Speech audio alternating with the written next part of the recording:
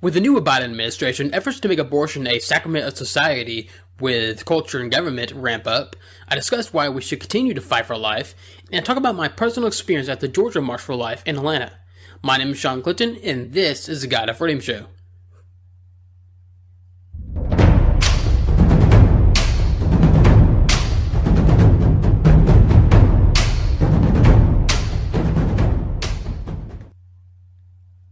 This show is sponsored by Anchor. It's the easiest way to make a podcast. So if you always want to start a podcast but didn't know where to begin, Anchor is for you. Anchor is very simple to use, and it is also free.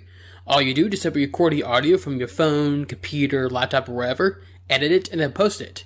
You can monetize it with sponsorships or donation buttons. You can also distribute it to sites like Apple Podcasts, Spotify, Google Podcasts, or wherever. Check it out at Anchor.fm or download the app. Again, it's Anchor.fm or download the app. Alrighty, so we are back. I hope everyone had themselves a great week. So, yeah, we have a lot to get to today, so let's just jump right into it. So, first off, I want to say a great thank you to all those people who voted for Biden. Because, yeah. Do you regret that vote yet? Because this dude, no joke, he's been in office for almost 11 days, or actually almost 10 days. Oh yeah, 10, 11 days. So, and he has passed, I'm not joking, 40 executive orders. 40. That's way more than any other president in his first 10, 11 days than in history, pretty much. I mean, maybe FDR passed that much, but he passed a lot of executive orders, but I don't know if he passed 40 in his first 10 days. So it is complete. It is nuts. It is utter nuts. And this is the same guy who was saying on the campaign trails that presidents who use their authority to overstep the Constitution are dictators. And also he was referring to Donald Trump during that point. But he comes right into office and does the exact same thing. The exact same thing. So, yeah, obviously, this guy is, again, way to go. Way to go, y'all. We tried to warn you what the Biden administration would bring, but didn't listen. So, you reap what you sow, I guess. Anyways, so, I guess today, what I want to kind of lean towards, because yesterday was the March for Life, in the National March for Life in DC. This was because they always do this sort of thing every single year, and this year was a little different because they had to go virtual for the most part, so they couldn't do the large gathering in Washington DC due to COVID, of course. But they've been doing that for how long? About 40, almost 50 years. They've been doing it for a long time, and it's really, the National March for Life started as a big response towards the passing, or the passing of, Roe versus Wade in the Supreme Court, where it makes pretty much abortion the law of the land. And as we all know, that was a garbage decision. So that's why, people have been marching and doing the March for Life for that long to not only get rid of Roe v. Wade, but also make abortion not only illegal, but unthinkable. That's really the three main goals. It doesn't stop at Roe v. Wade. We need to fight to make it not only legal, but also unthinkable. And, through the Trump administration, he was pretty, I don't know if he personally was pro-life. I don't know, I just don't know for sure. But there's no mistaking that his administration was definitely pro-life. He passed a lot of, pro-life policies, try to defund Planned Parenthood, and then there was a lot of states under while he was president, like Georgia, Florida, Georgia, Alabama, Louisiana, Missouri, I think Texas as well, and a few other states pass legislation to ban abortions. And I think the Georgia pass, Alabama pass, probably all these states passed the thing. And also, I don't know if the Supreme Court has overruled it yet. I don't know for sure, but I'm sure they will if they get the chance. But of course, with majority with Amy Coney Barrett on the Supreme Court now, that probably won't happen. So thankful for that. But unfortunately, with Biden, it's a completely different story. Because, with Biden, of course, like most Democrats, his stance on abortion is that it should be completely legal. Legal and up to the point of birth. And he says so himself. And what's so weird about, his stance and everything is that he tries to hide behind his Catholic faith, his supposed Catholic faith, saying, "Oh, well, I'm a Catholic, but I am pro-choice." So that gives the media and the Democrats a talking point to use against Christians who are pro-life. So to start off with, I'm going to start with a piece in the New York Times, and it isn't the same piece. So it's titled, "In Biden's Catholic Faith, an Ascendant Liberal Christianity." President Biden, perhaps the most religiously observant commander-in-chief in half a century, speaks of how his Catholic faith grounds his life and his policies. Oh, wait a second. I thought that was bad. I thought using your faith to influence your politics was very bad. Was very, very bad. That there's a supposed separation of church and state. Oh, but, if Biden does it, it's perfectly okay because, his policies just so happen to fit within the Democratic's viewpoint of the world, so no surprise there. So here is what the piece says. This is written by Elizabeth Diaz. Hours before President Biden took the oath of office, he entered the front pew of the Cathedral of St. Matthew the Apostle, the seat of Catholic Washington, and beheld the mosaics behind an altar. An intimate group of family, friends, and congressional leaders had gathered for Mass in the place where Pope Francis spoke in 2015, where the funeral for John F. Kennedy, the nation's first Roman Catholic president, was held. When it was time for the homily, the Reverend Kevin F. O'Brien, the president of Santa Clara University and friend of the Biden family, compared Mr. Biden's upcoming inaugural message to the words of Jesus. Your public service is animated by the same vision, he said, to help and protect people and to advance justice, reconciliation, especially for those who are too often looked over and left behind. Okay. Yeah, that was the purpose of Jesus coming to earth, not to die for our sins and save us from sins. No, to bring out social justice and reconciliation and all that. This is your noble commission, he said. This is the divine summons of all of us. There are a myriad of changes with the incoming Biden administration. One of the most significant, a president who has spent a lifetime steeped in Christian rituals and practices. Mr. Biden, perhaps the most religiously observant commander-in-chief in half a century, regularly attends Mass and speaks of how his Catholic faith grounds his life and policies. And with Mr. Biden, different, more liberal Christianity is ascendant, less focused on sexual politics, and more on combating poverty, climate change, and racial inequality. His arrival comes after 4 years in which conservative Christianity has reigned in America's highest halls of power, embodied in white evangelicals, laser focused on ending abortion and guarding against what they saw as encroachments on their freedoms. Their devotion to former President Donald J. Trump was so fervent that many showed up in Washington on January 6th to protest the election results. Mr. Biden's leadership is a repudiation of the claim that by many conservative leaders that Democrats are inherently anti-Christian. Okay. So, I'm sure it has nothing to do with Biden's so-called Christianity leans more left.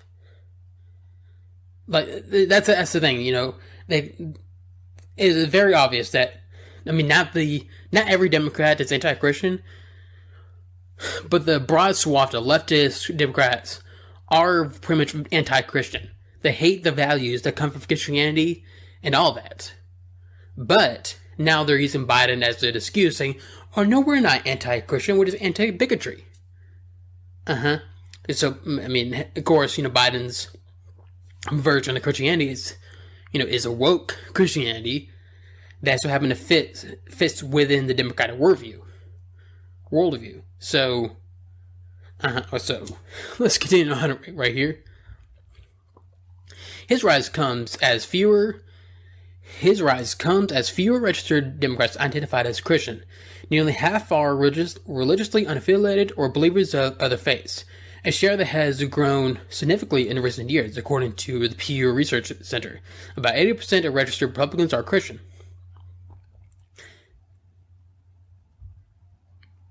Excuse me. Yet, the current influence of liberal Christianity in the Democratic Party goes beyond Mr. Biden. Senator Raphael Warnock, the pastor of Ebenezer Baptist Church in Atlanta, won election with a campaign rooted in black liberation theology. So, and by the way, I've discussed this before, black liberation theology is a false gospel. And you guys, really, Christians, stay away from that. There's a great podcast, I know I mentioned this podcast before, but it's called the Just Thinking Podcast. And it's hosted by Dale Harrison and Virgil Walker. They've done many episodes on this subject alone. So I would definitely recommend you checking out their episode called Whiteness. I forget which one is that. That is episode 67. And then another one would be good at episode 85. The Sufficiency of Scripture Against Black Liberation Theology. So that's another good one. Another good one is A Biblical Exposition of White Culture. Another one would be Black Lives Matter, ? And another one would be Church of BLM. So you got multiple options to check it out. And they do a great job in breaking down what Black Liberation Theology is and why it's unbiblical on all grounds, and why Christians should stay away from it.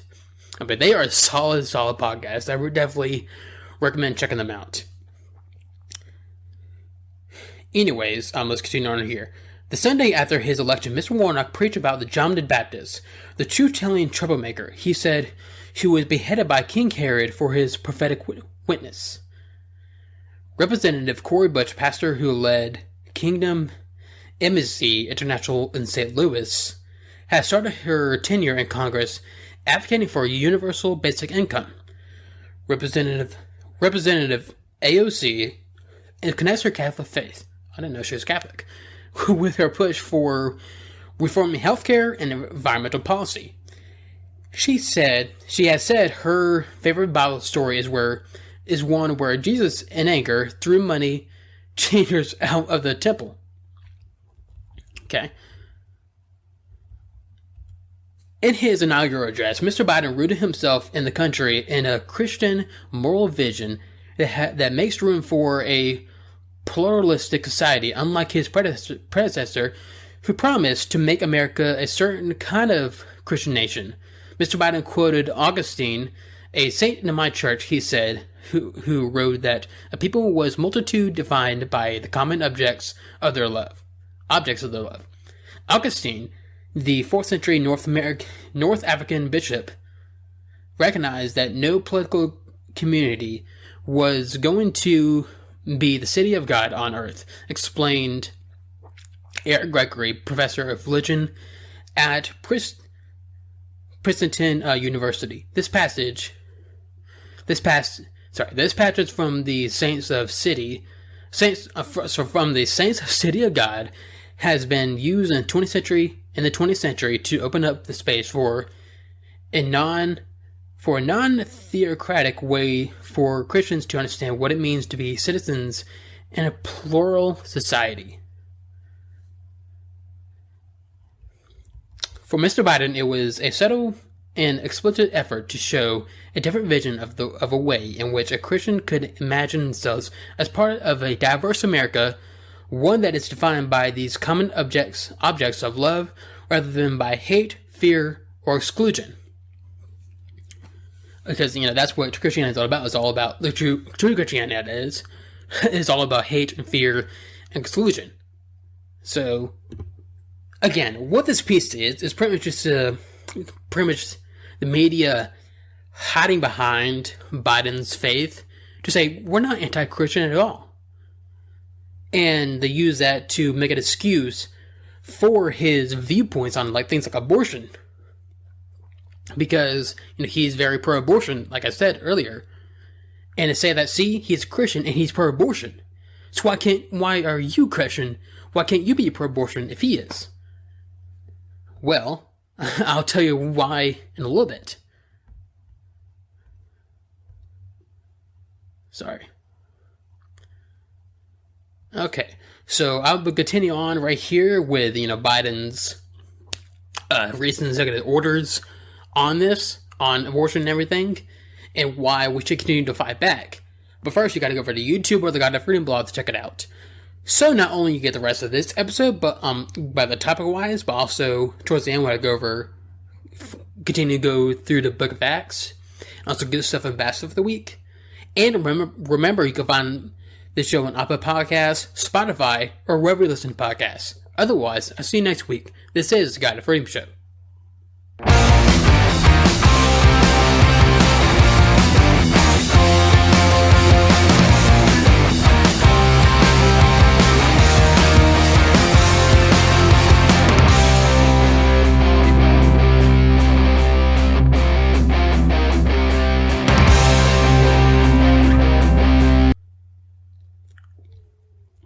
Alrighty, so let's continue on right here.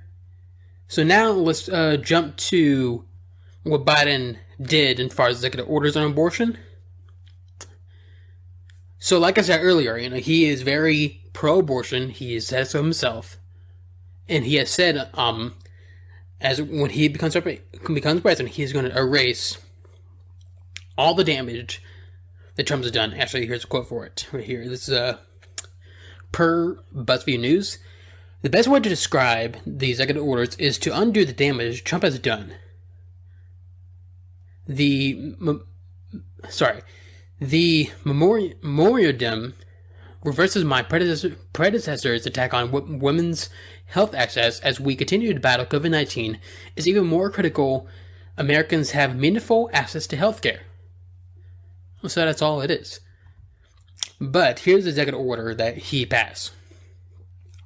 So on January 20th, and this is according to a site called Harper's Bazaar. So on January 28th, just a week since being sworn into office, President Biden signed an executive order that officially repealed Trump's global gag rule, which restricts health organizations around the world from receiving U.S. assistance if they perform abortions or provide information about the procedure as a form of family planning. So, what this gag rule was, it's called really the Mexico City policy or whatever. It effectively banned the use of our tax dollars to fund abortions overseas. So, hold on one second. So what the reversal does is now our tax dollars are now going to be used to fund abortions in other countries, in countries like China and all the other poor countries. If they wanted abortion, the U.S. provide the money for it. That is completely insane. There's no reason why we should be paying for other people's abortions. I mean, it's bad enough that our tax dollars are probably going to abortion right now in America, and now our tax dollars are going to be going to countries overseas to perform abortions. That is insane. That is completely and utterly insane. And so-called, pro-life Biden supporters, is this okay for y'all? Is this perfectly okay? Because you claim to be pro-life, but just couldn't bring yourself to vote for Trump because, he's just mean. I mean, it is so insane. It is so insane for that to happen. But this is what we're going to be up against this next 4 years. Well, I'm pretty sure Biden's going to be doing more executive orders on abortion. I'm pretty sure there's going to be attempted legislation to definitely get rid of the Hyde Amendment, which is the effective, ban on using our official tax dollars to fund abortions. And here in the United States. So I'm pretty sure, they're going to try to repeal that and many other things. So, I mean, seriously, it's going to be a dogfight against us, governmental wise. Not just government, but also culture. I mean, it's just insane. And here's actually what Biden tweeted out on January 22nd, which is when the anniversary of Roe v. Wade. He tweeted out. As we mark the 40th anniversary of Roe v. Wade, now is the time to rededicate ourselves to the work ahead. From codifying Roe to eliminating maternal and infant health disparities, our administration is committed to ensuring everyone has access to the health care they need.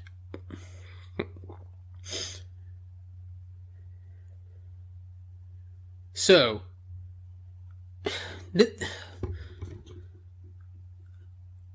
I cannot stand when people say healthcare regarding abortion. Abortion is not healthcare. It is a violent act of basically ripping apart a baby inside the womb and crushing their skull and sucking them through a vacuum. That is not healthcare. It's not healthcare because really, it's very, very, very, very rare that a woman needs an abortion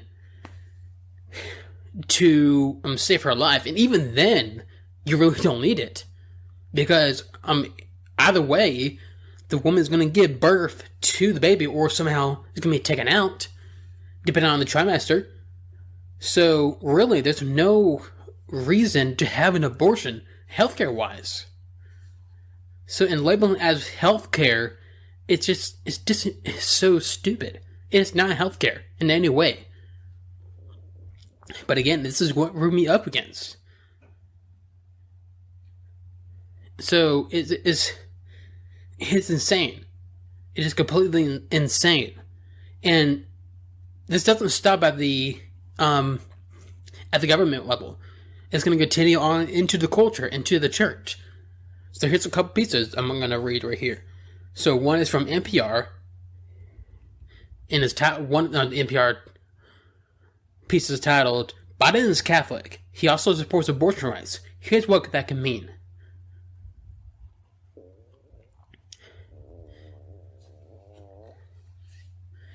Joe Biden is only the second Catholic president of the United States. He's also a supporter of abortion rights as a position at odds with official teachings of the Roman Catholic Church. For some Catholic activists, like Marjorie Deneen Felser, Biden's high-profile example of a Catholic faith who supports abortion rights, is troubling. It's a negative example of a deep and important moral issue that is being debated in this country.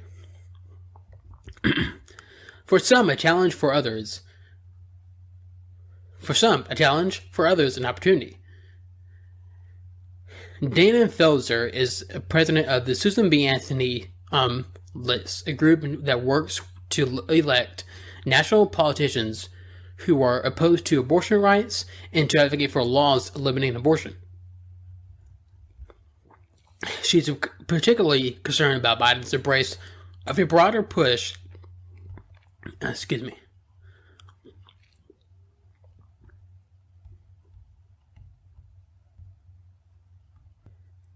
Alright, sorry about that, because I had a cough coming on, and I didn't want to cough into the mic because, it's a very sensitive mic. But anyways, let's see. So, I heard why I stopped right here. She's particularly concerned about Biden's embrace of a broader push among Democrats to repeal the Hyde Amendment, which prohibits federal funding for most abortions. He took that position in 2019 while running for the Democratic presidential nomination after decades of supporting the amendment. The church itself has not changed in its views ever on the dignity of human life and the need for its protection. Biden can't bring the Catholic Church along with him because of his political needs. But for those who would like to see the church take a more permissive stance on issues according to abortion, Biden's election is an opportunity. Jamie Manson, president of Catholics for Choice, says she hopes for what she describes as a better dialogue between church leaders and some rank and file Catholics who disagree with aspects of the church's teachings. There are many issues in which Catholics are dissenting from the bishops and seeing that these are more complex, more issues, whether it's same-sex marriage, whether it's contraception, or whether it's abortion, she said. On abortion, divided between clergy and laity. Polling suggests a majority of American Catholics support abortion rights in most or in all cases, imposing overturning Roe v. Wade, the 1973 U.S. Supreme Court decision that legalized abortion nationwide. According to the Gut Matcher Institute, a research group that supports abortion rights, most Catholic women say they've used contraception at some point, which the church also opposes. With a conservative Supreme Court majority, with a conservative Supreme Court majority in Biden in the White House, Mason predicts continued battles over the issues including conscience exemptions, for example, for pharmacists who object to dispensing the morning after pill, or employers who oppose including contraceptive coverage in their health insurance plans. What I hope for one of the impacts on policy is to say, listen, that is not what religious freedom is about. Religious freedom is about no one being oppressed or having their civil rights lost because of individual religious beliefs, Mason said.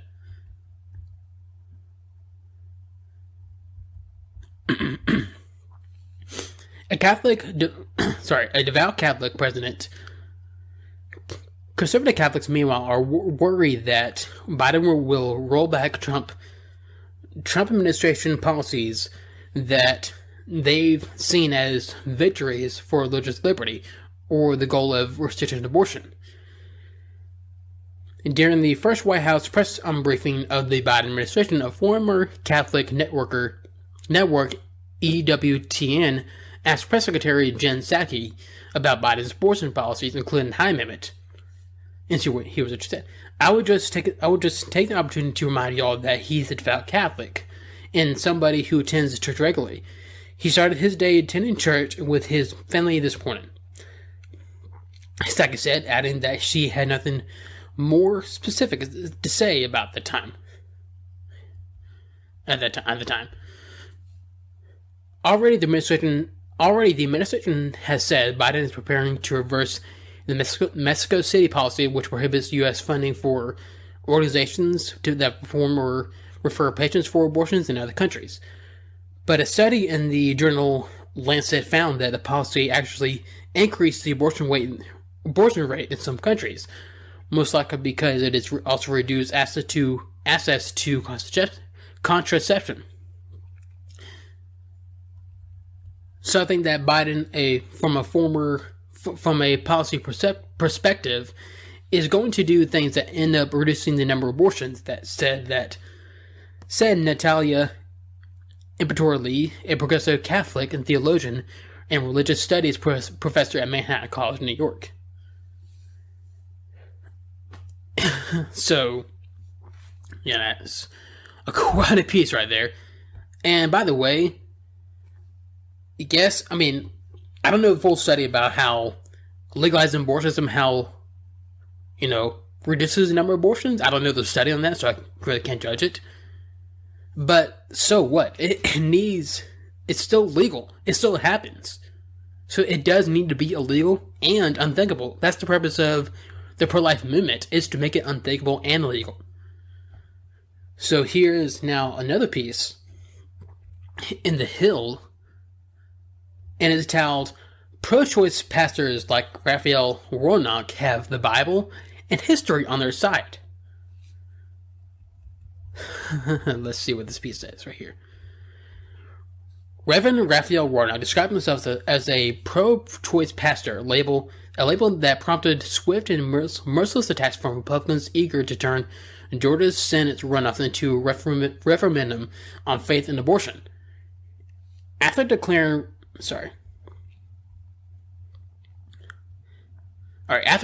the religious beliefs of President Trump's Supreme Court pick-off limits, Representative Doug Collins let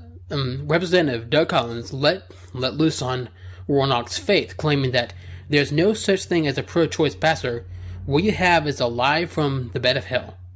Warnock's opponent, Senator Kelly Loeffler, refuses to be lectured by someone who uses the Bible to justify abortion, and as President Trump's press secretary piled on via social media, conservative news outlets slammed Warnock, claiming that the Bible is clear on abortion. It is clear on abortion, actually. It's very clear on it. Well, I'll get to that in a little bit.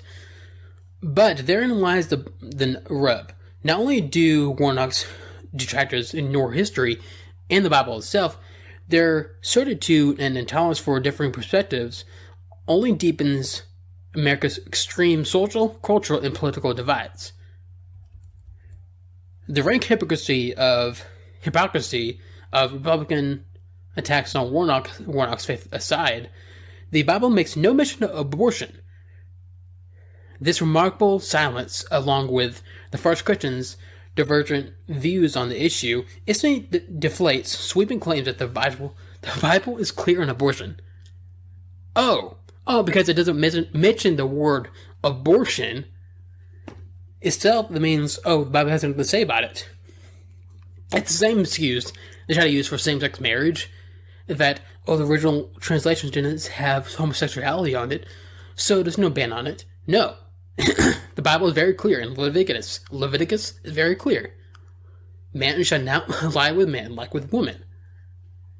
So, the same thing applies to abortion. It doesn't mention abortion specifically, probably because abortion, like we know today, didn't exist during the time.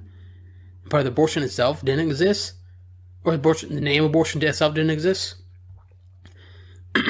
But that's stupid. Anyways, let's continue right here. More importantly, up until the late 1970s, most evangelicals believed that life begins at birth, in stark contrast to the movement's present-day orthodoxy. Evangelicals were largely pro-choice and ambient about abortion for much of American history. These nuances make the acerbic and uncompromising Republican attacks against Warnock woefully myopic. The Bible also largely contradicts the contemporary evangelical view on the beginnings of life. For one, the scriptures make no mention of life commencing at an exception.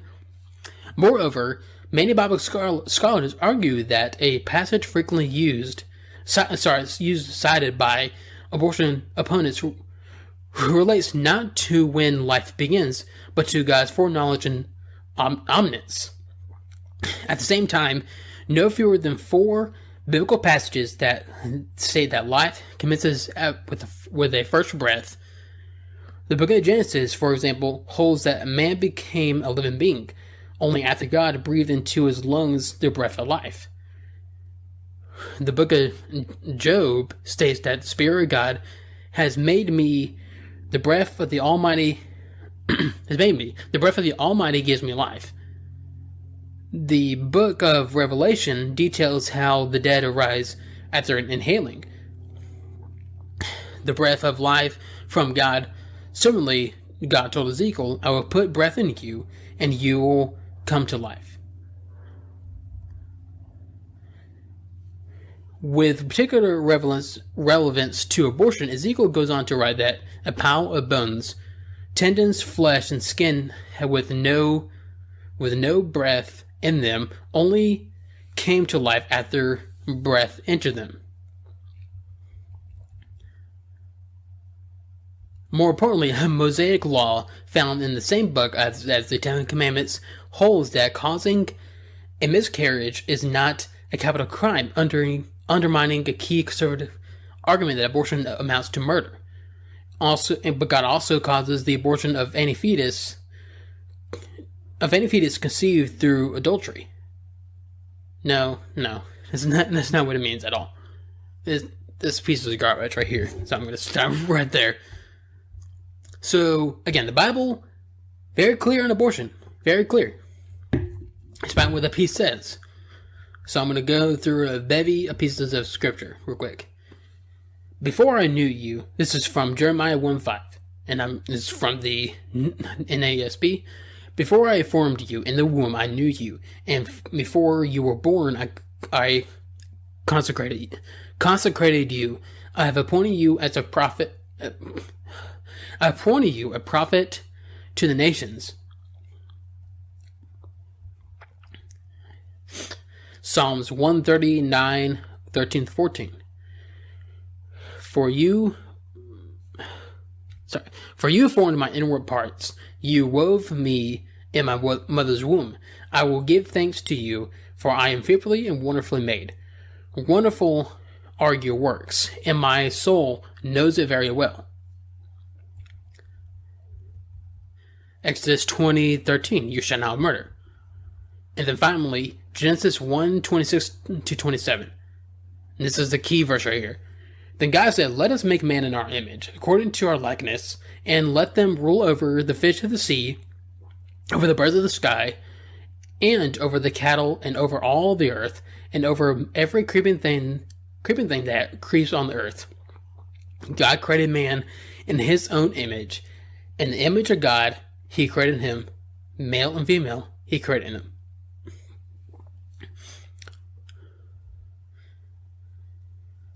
So, again, the piece says, that's all about, God's foreknowledge and omniscience and all that. Okay, no. Yes, because he knew you before you were formed in the womb, before you were born and everything. That is all true. But, of course, the most important part is that, God made man in his image. So we have a unique value over other animals. And plus the whole breath of life thing, that doesn't necessarily mean a literal breath. Because, not like breathing through your lungs. Because every other animal has that. But the breath of life, when the Bible refers to breath of life, it refers... Hold on one second. The computer's being dumb. Come on. Okay, so again, when the Bible refers to the breath of life, it's not referring to an actual breath, like I said. All animals on earth can breathe regularly. With the breath of life, that means the spirit. Your spirit inside of you. And that has entered you, because since God knew you before you even formed, it is very easy to see that once you're conceived, that spirit is now in you. Yes, you're not physically breathing, but your spirit, that's the breath of life, is in you.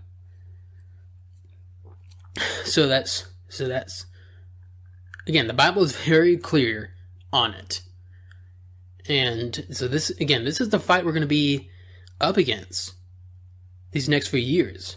It's going to be a mess, with the culture trying to influence the church on abortion, and with some Christians trying to be passive on the issue. We cannot afford to be passive on this issue anymore. We cannot. This is a serious issue that needs to be stopped. It needs to be stopped. It needs to be made illegal and unthinkable. And there are many ways you can get involved. You can go to attend the March for Life. You can do, if you're called to, do, abortion ministries. Preaching the gospel to folks trying to get an abortion. Donate to them. Or whatever. There's many ways you can get involved. And it is very simple. Again, Christians cannot afford to be passive on this issue anymore. It simply cannot. And speaking of the March for Life, I do want to kind of speak to this real quick, because last Friday, I attended the March for Life here in Atlanta, and I just kind of want to speak kind of to that and what my experience was and everything. So the March for Life was fantastic. It was very, very awesome to see. It was cold, but it's awesome to see all the people out, in the cold, trying to stand up for life. And then what really got me was that it was very God-centered. There was a lot of prayer time in it, a lot of mention about, a lot of speakers speaking about their personal relationship with Jesus. There was a worship session in the beginning and everything. It was great. It was honestly a great night, and I recommend, if you have the means, it is free to go, but if you can, go make it out. If you're in Georgia, try to make it out to the Georgia March for Life in Atlanta. It happens every January 22nd, and happens at Liberty Plaza. But again, the testimonies were amazing. Like, especially this one lady speaking out how of her personal experience with abortion, and how, her regret led her to her being saved, to find a faith in Jesus Christ, and to becoming a strong advocate for life. It was a great testimony, and there were a lot of great speakers. It was just amazing, an amazing experience, and I recommend, if you're in Georgia, to go to that one, or simply to go to the national one in Washington, D.C. I hope to make it out up there at some point. And hopefully next year it will be back to normal with COVID and everything. But yeah, it was just that's been all I say. It was really, really amazing experience. Okay, so now, all right, before we get on to the Book of Acts right here, I would be remiss if I didn't mention this. So, I'm pretty sure a lot of y'all have seen the whole thing with GameStop and the whole stock thing. And to really dumb it down the best that I can, I honestly don't fully understand it myself, but basically there was the price of stock at GameStop, because GameStop is not doing too well. The price of GameStop was very low, so hedge funders, looked at it and said, we're not going to buy too much in it, so they kind of lowered their stock buys, if you will. That makes sense. Because the price was so low.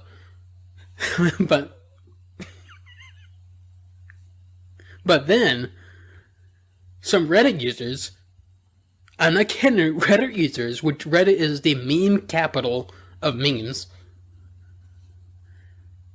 they band together and just bought a bunch of stocks in GameStop, in which drove the stock price way up, and screwing the hedge funders out of lots of money, to where they have to pretty much, I think, from what I understand, they had to sell it and then buy back or whatever. It is still confusing, but it's so good. It's so hilarious. It is so It is so funny. Now, is it necessarily good? Not necessarily. I mean, Ben Shapiro really burst it down well right here. So here's actually a tweet thread that he put out. Much enthusiasm for the GameStop prank is rooted in the fundamental misconception that the stock market is a merely casino. This is untrue. The stock market provides three goods: liquidity, options for companies, investment opportunities for stockholders, proper pricing of assets through a regression of information conveyed through transactions. Those who trade in stocks each day are in it to make money, just as you do your job to make money. As a benefit of the free market, their trading, which is institutionally rooted in assessment of stock value, provides. The GameStop guys believe the GameStop guys believe that the market is a casino, that stock traders are spectators.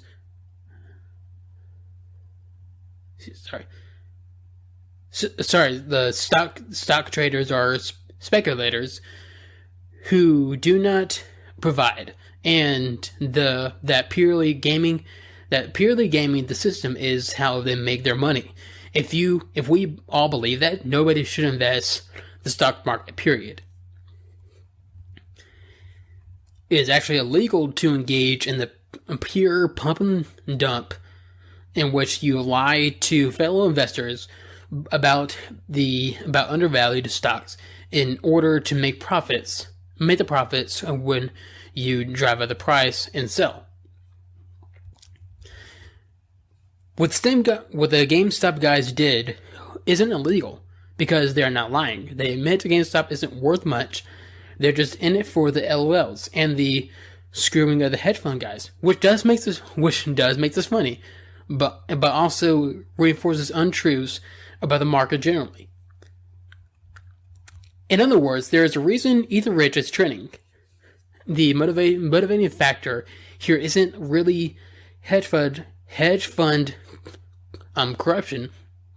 If you're worried about bailouts, as I am, you should be telling the government to stop bailing out financial firms.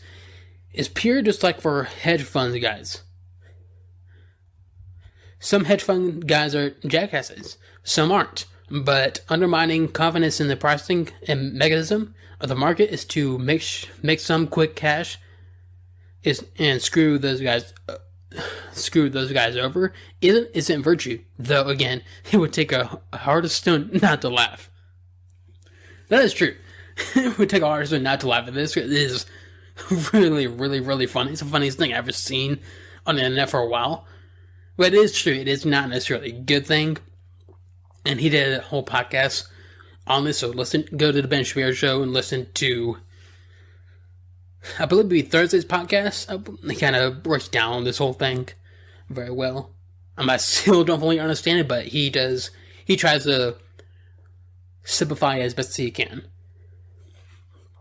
Alrighty. So now let's move on to the Book of Acts real quick.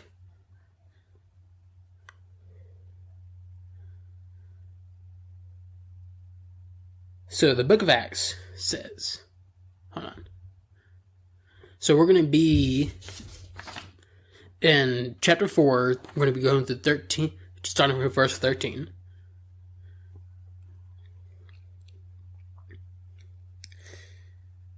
Come on.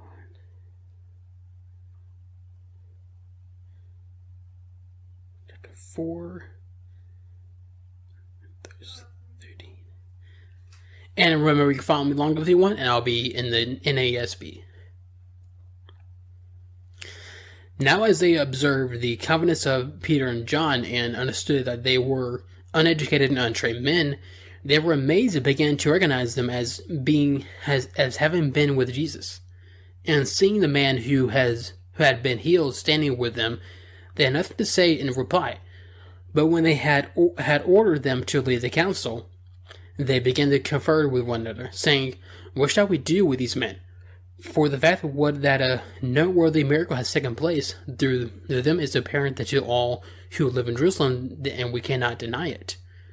But so that it will not spread any further among the people, let us warn them to speak no longer to any man in this name.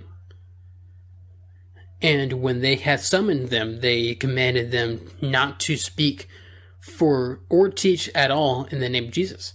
But Peter and John said to them, But Peter and John answered and said to them, whether it is right in the sight of God to give heed to you rather than to God, you be the judge. For we cannot stop speaking about what we have seen and heard. When they had threatened them further, they let them go, find no basis on which to punish them on the account of the people, because they were all glorifying God for what had happened. For the man was more than 40 years old, on whom this miracle of the healing had been performed. Alright, so I'm going to stop there for right now. So, yeah, this is pretty cool. So, you got Peter and John, who being held in the temple by the council, kind of questioned about them speaking the gospel. They said, do not, you can be free, but do not speak on this no longer. And Peter and John said, no, we're going to continue to speak. And pretty much that was that. So this kind of really illustrates what is to come for Christians. I mean, it has already come to Christians all over the world. Places like North Korea, China, and the Middle East are all over. But they're experiencing real persecution on a daily basis for speaking the gospel. And here in America, we are blessed to live in a country where we can speak the gospel and preach without being punished. But with the way this culture is moving into an anti-Christian, anti-God, worldview, and that's going to move, that's going to change. Because we already seen it. We're already seeing, Christians, being banned on social media or whatever, and churches being forced to close down during COVID and all that. It's not persecution, but it will get there. This is how it starts. The mocking of Christians, this is how it starts. So that's where we need to stand firm in the faith and continue on. We're here and continue to speak the gospel, no matter what. Alrighty, so now let's move on to the good stuff and bad stuff of the week. I'm getting on time. So the good stuff of the week, so I gotta briefly mention this show right here. So, WandaVision. So it's a new Marvel show on Disney Plus, and it's actually pretty good. It's very interesting. It's very interesting the way it goes. I mean, I think the trailer will explain it better than anything, so here's actually the trailer for it right here. Heavenly shades of night are falling. It's twilight time. Wanda and Vision, aren't we a five-pair? This is our home now. I want us to fit in. Oh, this is gonna be a gas! Where did you two move from? How long have you been married? And why don't you have children yet? Our story. I think what my wife means to say is that we moved from... Moved from where? Married when? Damn it, why? Oh, Arthur, stop it. Stop it. Stop it. Stop it. Deep in the dark, darkest pilgrim, This is really happening. like days of old, lighting the spark of love that fills me with rays of hope. Am I dead? No. Why would you think that? Because you are. Each day I pray for evening just to be. We are in a new unusual couple, you know? Oh, I don't think that was ever in question.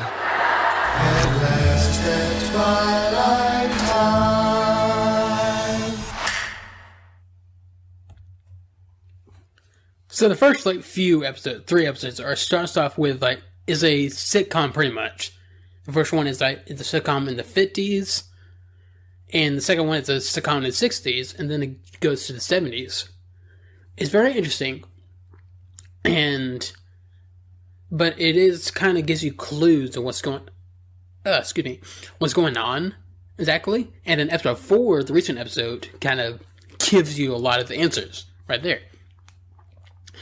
And a lot of people are complaining that, it is a little slow. I don't like it because it's slow and everything. I personally like kind of slow building up in the plot. That's because my favorite show is Lost, and they're infamous for that. So I do like the slow build up of certain things, of certain plot pieces that get revealed at the end. And that's what makes Lost so good, because now you can go back and watch and say, oh, yep, I know what that means. I know what that means. It's pretty cool. So, I personally like the show. It's a really good show. It's very interesting. So, if you have a Disney Plus account, definitely check it out. And it's called WandaVision. Alright, so now to the best of the week. So, some best of the week. This right here is insane. So speaking of standing firm in the faith and everything, with the culture moving, it's come to the church as well. And there are many churches who have bought into the whole social justice, critical race theory nonsense. So this is a tweet from a church in New York. It's called Middle Church. And okay, it's insane. So here's what the tweet says. God cares infinitely more about making sure everyone has food, shelter, and healthcare than accepting Jesus Christ as your personal Lord and Savior. That's a real tweet from a church. That's a real tweet from a church. And this is a church that practices, the CRT, social justice nonsense. That is insane. That is completely and utterly insane. And it's not true. Jesus did not come to provide temporary earthly needs for everyone. Yes, he said, help people in need. That is important. Helping people in need is important. But at the end of the day, those are earthly things. And that doesn't even compare to the eternal souls of individuals. And that's what Jesus came. He came, died on the cross, and resurrected 3 days later. And to those who believe in him can be saved from their sins. That's the purpose of him coming. So it boggles my mind that this is coming from a church. But this is why Christians need to practice discernment. Discernment is not optional. It needs to be practiced. And what is discernment, do you ask? Well, here's what discernment means. So, the discernment means the quality of being able to grasp and comprehend what is obscure, or the act of perceiving or discerning something. So, discern itself means that picking apart certain things, like discerning, learning the difference between, let's say, like an apple and a banana. That's pretty much what discernment means. Discern means. And discernment is practicing that. And so, as Christians, we are called to practice discernment. Richard Walker with the Just Thinking podcast, makes this great illustration. So you have a bunch of these agents who, are trained to find counterfeit bills. And the way they do that is not by studying the counterfeit. No, they study the real thing fully, and then when they know the real thing fully, they're able to spot a fake like that. So when we practice discernment, we don't need to study the false gospels. We need to study the gospel, and so then that way we know we can spot a fake like that. And people will say, "Oh, we're not supposed to judge. Jesus said not to judge or whatever." No, I mean, I'm not going to get into the misconceptions about that verse right there, but the Bible is very clear that we need to practice discernment. So I'm going to go through a few verses right here. How we doing?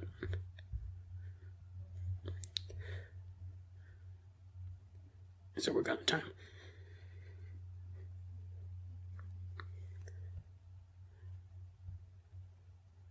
So we'll start with first. Come on now. 1 John 4:1.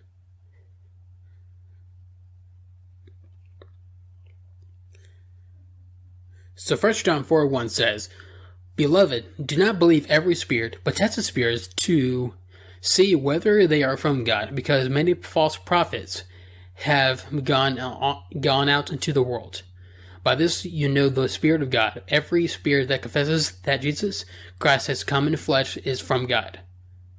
And every spirit that does not confess Jesus is not from God.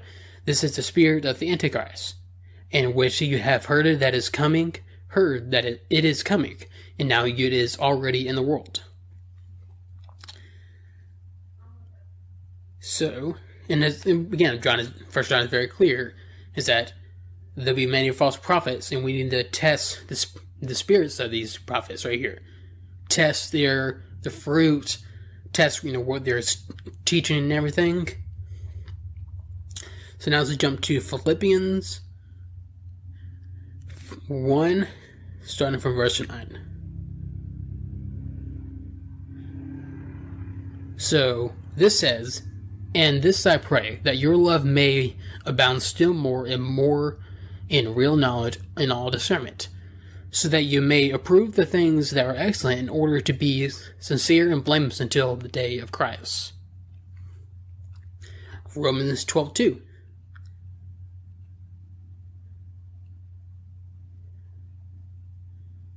This says, "And do not be conformed to this world, but be transformed by the renewing of your mind, so that you may prove what the will of God is, and that which is good, acceptable, and perfect." John 7:24.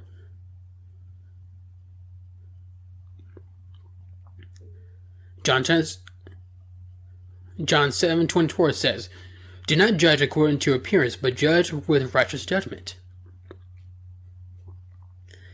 And finally, 1 Thessalonians 5:21.